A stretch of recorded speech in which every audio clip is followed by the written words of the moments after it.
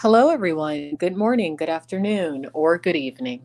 Whatever time it is, wherever in the world it is that you are. Welcome once more to another live stream of Alexandra Mayer's live page by page reading and commentary of the modern English version of the Bible. Tonight, we're going to probably get through a few of the chapters within the book of Numbers. The last time that I did a reading for this project, I was really emotional about a particular thing going on in my life. So it just wasn't a very good reading. But tonight, I was just saying on a live stream for another project just a few moments ago that I haven't been in the right frame of mind to continue this page by page reading and commentary of the Bible for a while. But I need to stop looking at this project in that way. It's not about me being in the right frame of mind. I think it's more about me doing something that I felt something outside of myself ask me to do. And I need to stop being selfish about it.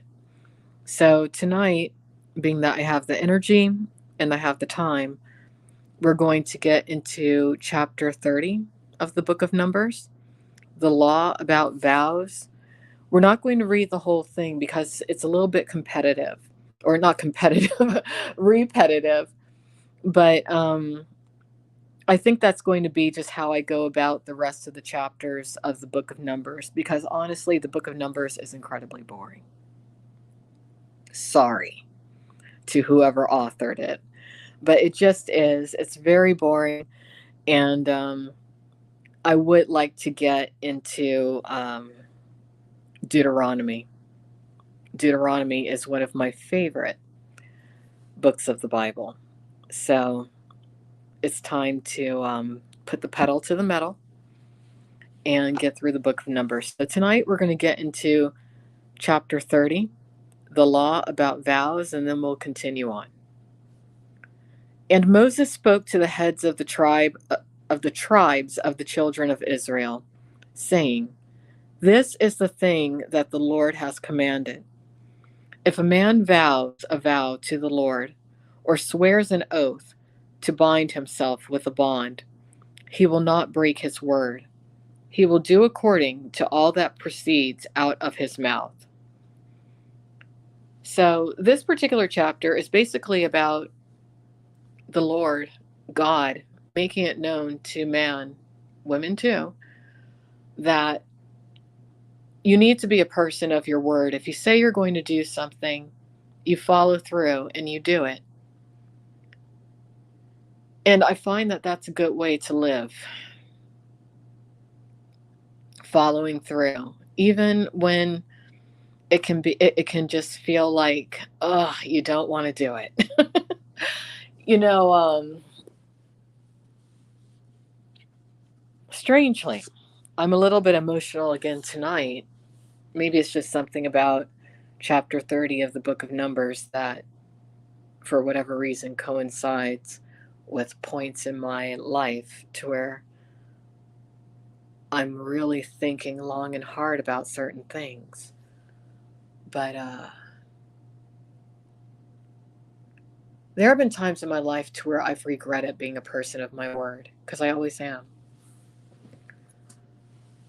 A part of me, looking back at a certain situation I contended with last year, well, the year before last year, the end of 2022, I think about how someone who I showed a lot of kindness to and who I stuck to my word in regards to, in turn treated me really horribly. And I'm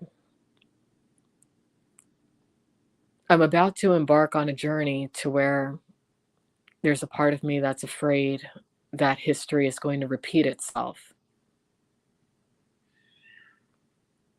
There's a cat screaming outside.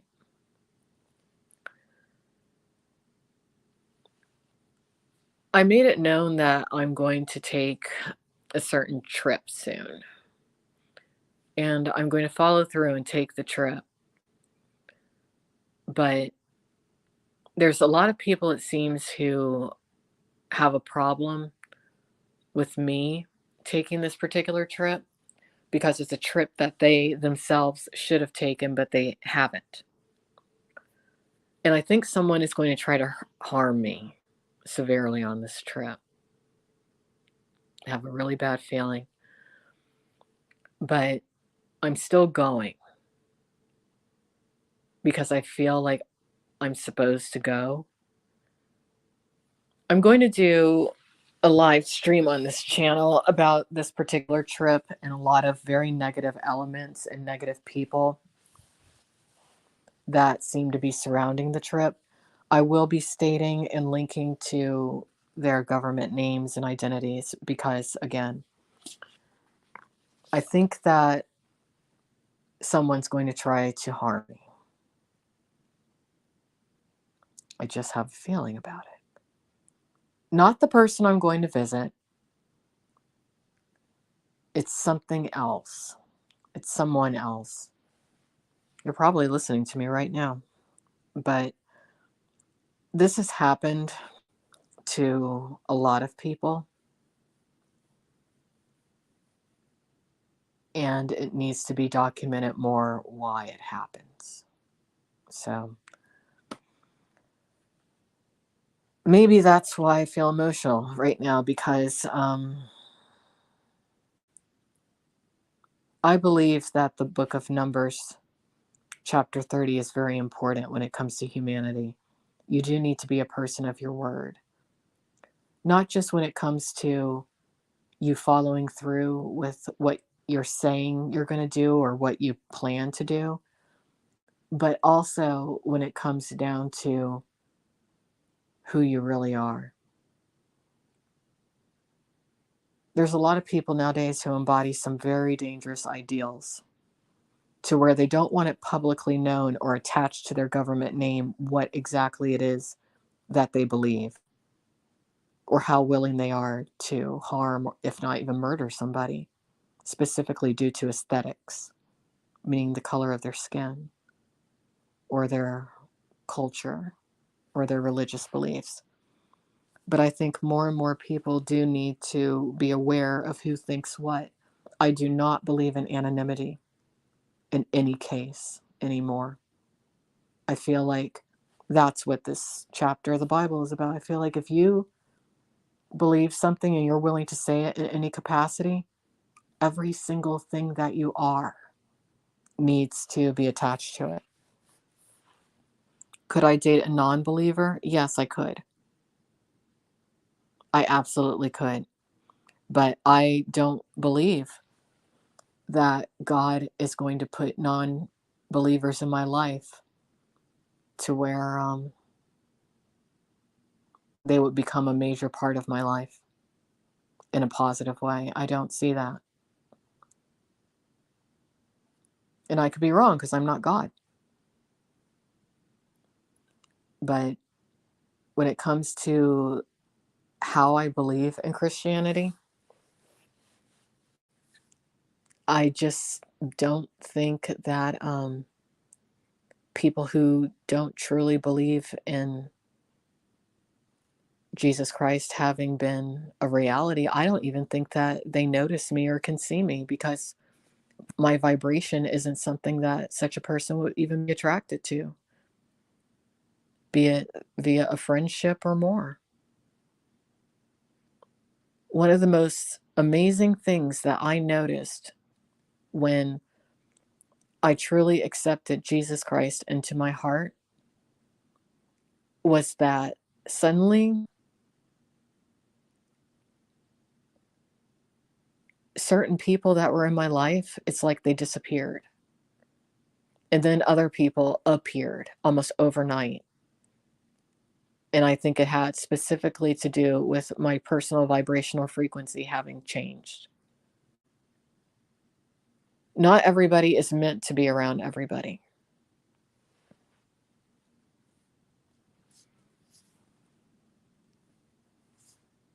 Someone is in here who's very hurt. I hope that you can find counseling in a church, but I'm not someone who can help you. Goodbye.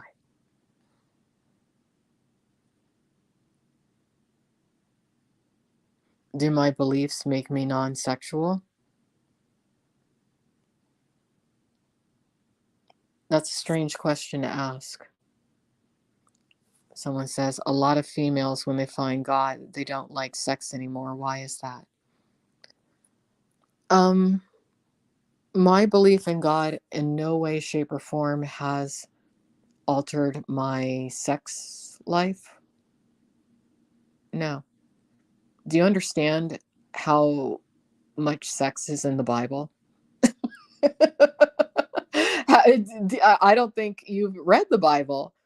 And if you haven't, why haven't you listened to my page by page reading? Because there's a lot of sex in the Bible. I'm going to go ahead and block you from this channel because this is not a channel for you.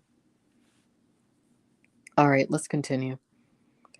If a woman makes a vow to the Lord and binds herself by a bond while in her father's house in her youth, and her father hears her vow and her bond with which she has bound herself, and her father is silent to her, then all her vows will stand, and every bond with which she has bound herself will stand.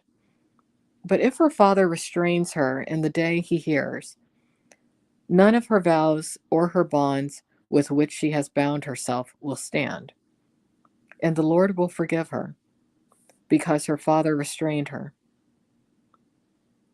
If she had a husband when she vowed, or uttered anything out of her lips with which she bound herself, and her husband heard it, and was silent to her in the day that he heard it, then her vows will stand, and her bonds with which she bound herself will stand. But if her husband restrains her on the day he heard it, then he will make her vow which she vowed, and that which she uttered with her lips, with which she bound herself, of no effect, and the Lord will forgive her. But every vow of a widow, and of that is divorced, and of that is divorced, with which she has bound herself, will stand against her. If she vowed in her husband's house, or bound herself by a bond with an oath, then her husband heard it, and was silent to her, and did not restrain her, then all her vows will stand, and every bond with which she bound herself will stand. But if her husband has clearly voided them on the day he heard them, then whatever proceeded out of her lips concerning her vows, or concerning the bond of herself, will not stand. Her husband has voided them, and the Lord will forgive her. Every vow and every binding oath to afflict her soul, the husband may establish, or her husband may nullify. But if her husband says nothing to her from day to day, then he confirms all her vows, or all her pledges which bind her. He confirms them because he said nothing to her on the day that he heard them. But if he clearly makes them void after he has heard them, then he will bear her iniquity. These are the statutes which the Lord commanded Moses, between a man and his wife, and between the father and his daughter, while she is still young and in her father's house. All right, so that's the end of the book of Numbers, chapter 30. I'm going to go ahead and create another video now to where we go into chapter 31. And I think I'm going to do it on video instead of just audio. So I'll be right back. Thanks for listening. And, it's funny. After reading all that, I actually do feel better. A lot better. So I'm going to keep going. Bye-bye.